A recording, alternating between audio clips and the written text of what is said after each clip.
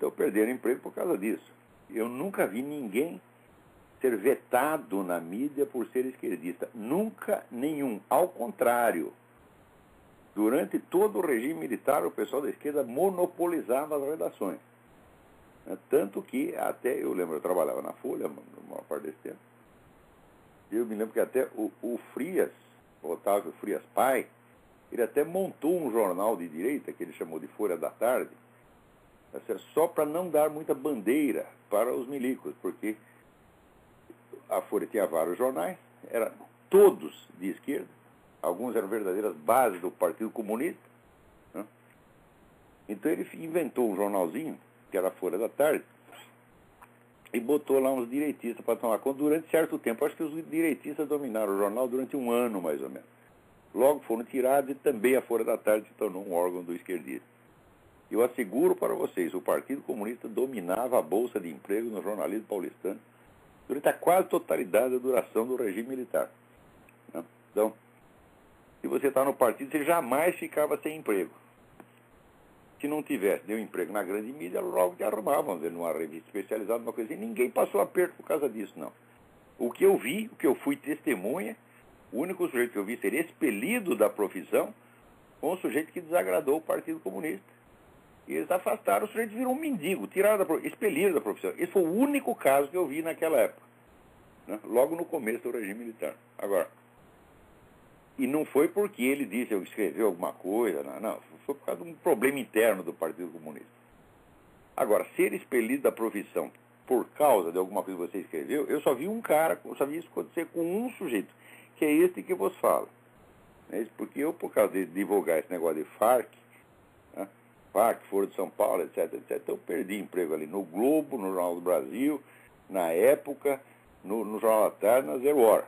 Tá certo? Então foi tudo uma vez. Então só sobrou um lugarzinho para mim ali no Diário do Comércio. Então, eu só vi isso acontecer com uma pessoa, que fui eu. E isso não foi no tempo da ditadura, foi já durante esse negócio chamado, por motivos insondáveis, a redemocratização. Você vê o tipo de democracia. Hoje, eu tenho certeza absoluta, o controle do noticiário hoje é muito mais rígido do que no tempo da ditadura. Na ditadura eles vetavam uma notícia ou outra, mas vetavam temporariamente. Em geral, notícias que podiam atrapalhar a investigação de algum de casos de terrorismo. Eu mesmo lembro, quando eu trabalhava no Diário Popular, um dia o editor de polícia ficou doente, não pôde trabalhar, e me botaram para editar a página de polícia.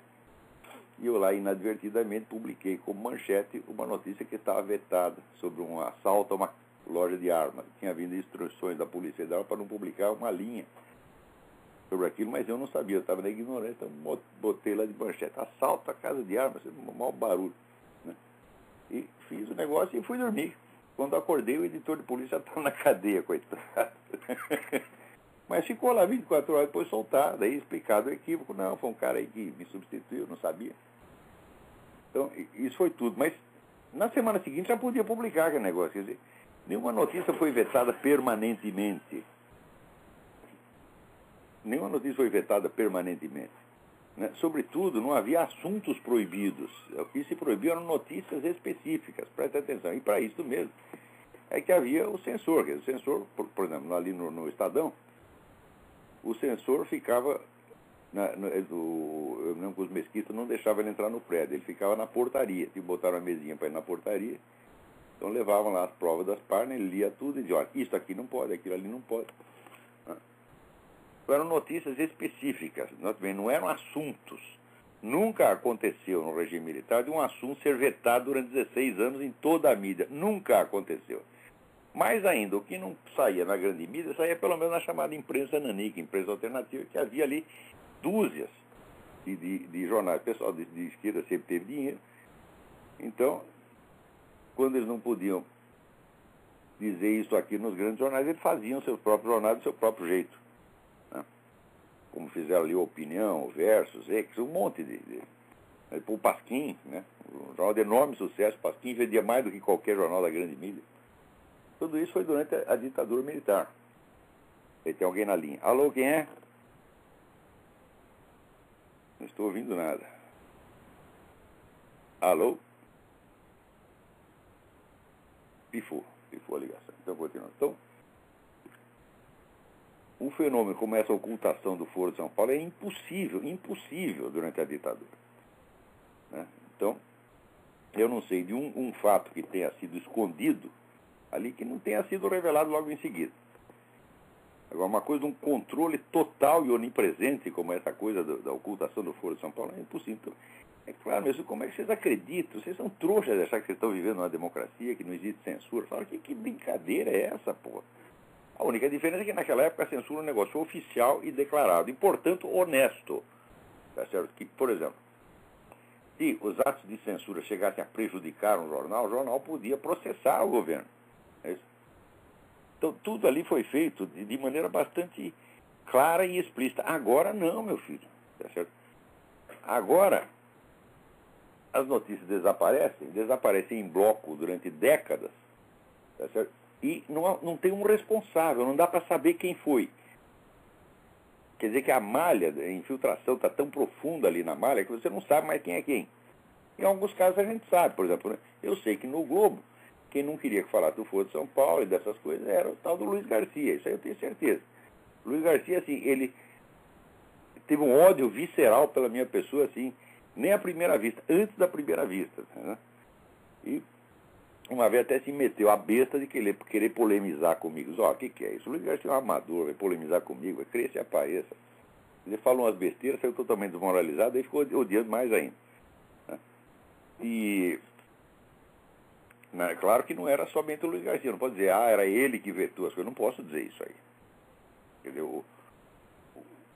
O sistema de controle está tão bem disseminado que não dá para saber quem é quem. E, na verdade, todo mundo colabora. Tem jornais em que a redação inteira colabora com essa porcaria. Por que eu digo isso? Porque vamos supor que o assunto fosse vetado de cima e a redação não concordasse. Imediatamente a redação ia botar a coisa em circulação através da internet, ia reclamar no Observatório da Imprensa. É isso? Isso nunca aconteceu. Você pega essa merda desse observatório, que é uma coisa visceralmente desonesta, paga por Fundação Ford, Rockefeller. Roberto Diniz, está me ouvindo? Isso aí é uma empulhação, esse seu observatório. Pô. Esse observatório só serve para fiscalizar o coeficiente de esquerdismo, para medir todo dia, ver lá se o jornal está sendo suficientemente esquerdista, se não está, desce o cacete. Né? Então, nunca ninguém apareceu no Observatório da Imprensa reclamando que os jornais estavam sumindo com o Foro de São Paulo. Quer dizer, o próprio observatório ajudou a assumir.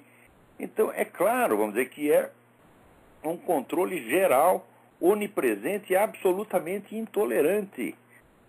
Preparado não só para vetar as notícias, mas para destruir a carreira de quem quer que ouse, né, dizer as coisas em sentido contrário. Então, como é que você pode dizer que existe democracia se não tem a liberdade mínima de informação, meu Deus do céu? Né? É lógico que eu não estou falando em causa própria, eu não estou aqui chorando, perdi meu emprego, quero indenização. Indenização, caralho, fez esse dinheiro no cu. Não quero nada disso. Na verdade, para mim foi vantagem, porque eu não posso escrever aí, então eu vou me dedicar mais aos meus cursos, e no curso vou até ganhar mais dinheiro do que nessas porcarias desses seus jornais. Né?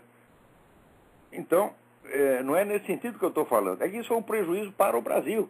Você vê que nesses anos todos em que houve esse controle, a criminalidade foi crescendo, a insegurança foi crescendo, as pessoas já não podem mais sair na rua, todo mundo tem que viver dentro de casa, fazer da sua casa uma jaula para si próprio, todo mundo com grade, tá certo?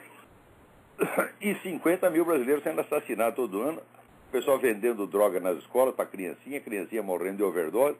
Tudo isso está acontecendo na nossa cara.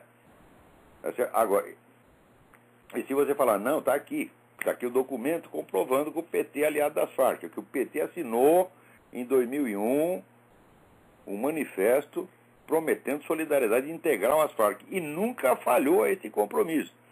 Você mostra o documento e as pessoas dizem, não, isso é hipótese. Hipótese que você está fazendo é hipótese. Hipótese é o caralho, meu filho. Está aqui o fato da sua cara, você não quer ver por quê? Porque vocês são covardes. Olha aqui, brasileiro é covarde, ele é cagão, tá certo? Eu só não tenho vergonha de ser brasileiro porque eu não tenho culpa. Já falei, eu sou um pobre espermatozoide que foi jogado lá de Portugal, do outro lado do oceano, foi cair aí.